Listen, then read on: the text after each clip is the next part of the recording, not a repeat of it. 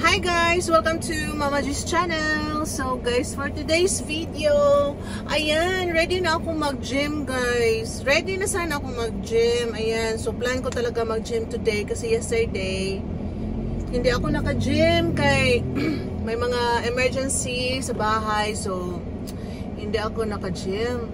Tapos, ngayon talaga, prepare ko na yung mga gamit ko and all. As in, ready na ako guys. Tapos ngayon, pag check ko sa car, hindi ko pala nadala yung bag na pang gym ko. Tapos kung mag-gym ako ngayon, tapos wala akong pangbihis guys. Hindi ko gusto yung basa ba.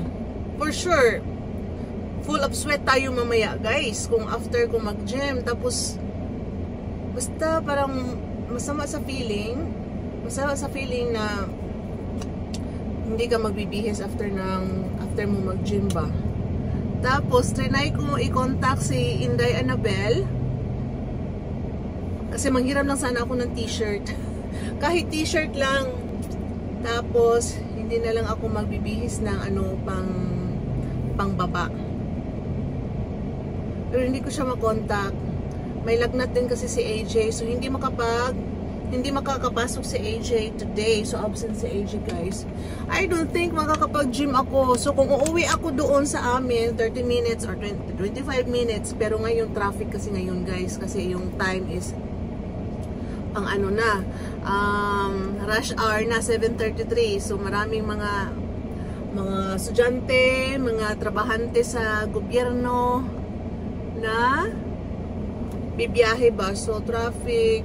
So, kung uwi ako doon, wala na. Sayang yung sayang sa diesel. Tapos, babalik pa dito. I don't think mag-gym ako. Sayang, uy. Tapos, tomorrow, feeling ko hindi rin ako makapag-gym kasi merong event yung school. May sila tomorrow, may program. Tapos, magko-costume sila. So, for sure, pupunta ako sa school bukas para panoorin yung sayaw ni Jacob. Kasi sasayaw si Jacob. OMG, so for this whole week guys, isang beses lang ako nakapag-gym nung Tuesday. Kasi nung Monday, holiday naman. Tuesday, tapos kahapon Wednesday wala. Tapos ngayon wala na naman.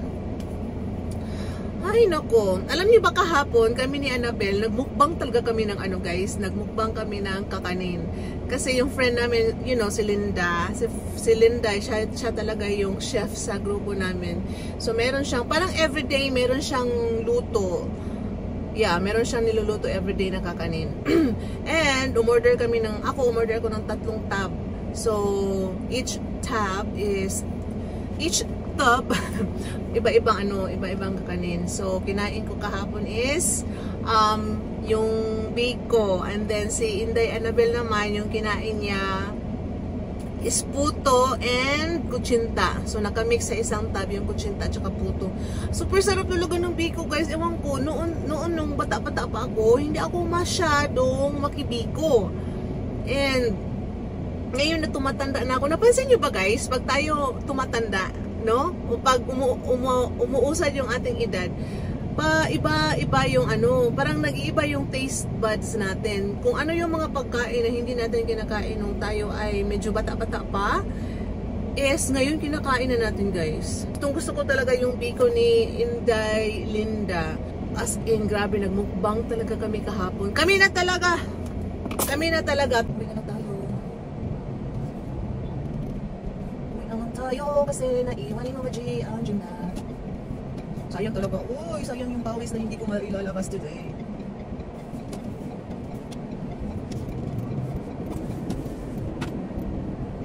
Ayan guys, ang bait naman ni asawa. Nandyan kasi siya sa sa tawag nito, sa couch, nakaupo. And then, sabi niya sa akin, bumalik ka. Mag-gym daw ako. So, ayun, bumalik ako guys. Bumalik tayo.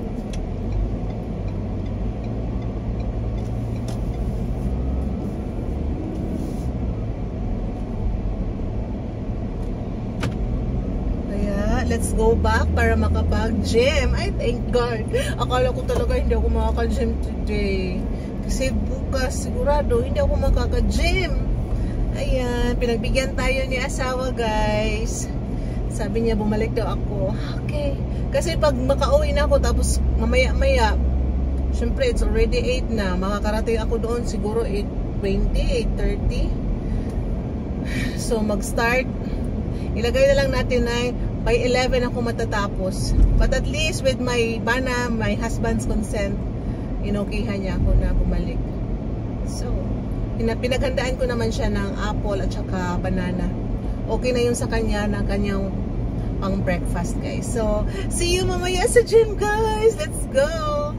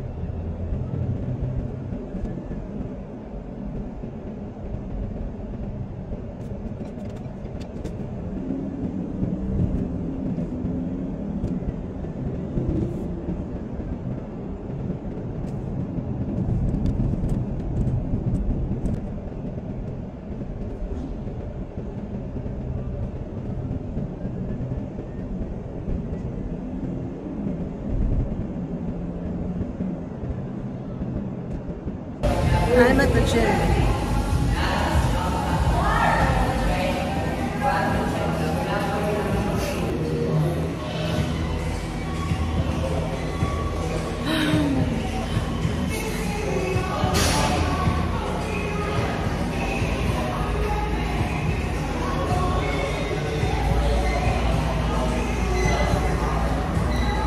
Ganda yung lighting dito.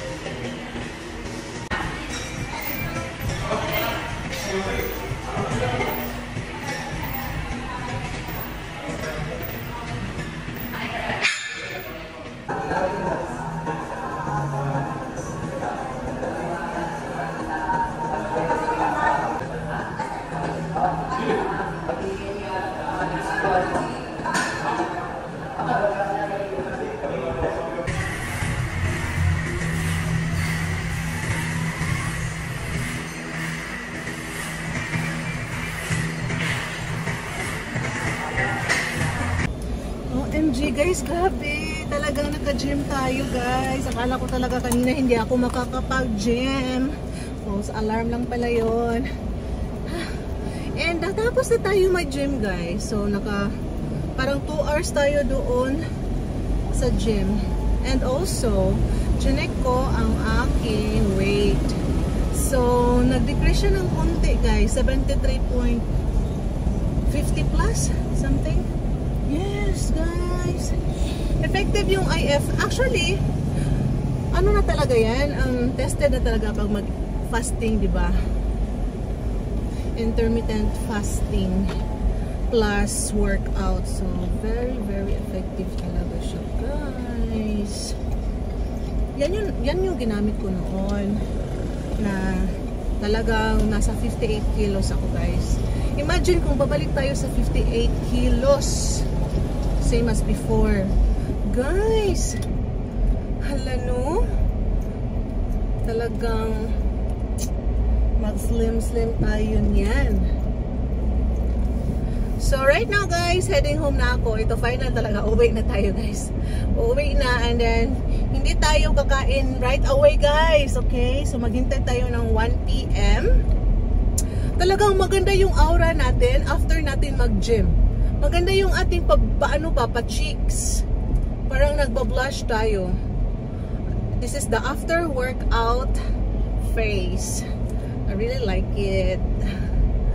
So, 73. Sige lang, konting kembot na lang, Grace. At dapat talagang consistent sa diet, sa fasting. And then, dapat till 5 p.m. lang yung kain. Or 6. And then, after that, dapat wala ng food intake. Tubig na lang. OMG, I'm so happy. Nakaka-good mood talaga pag naka-workout tayo, guys.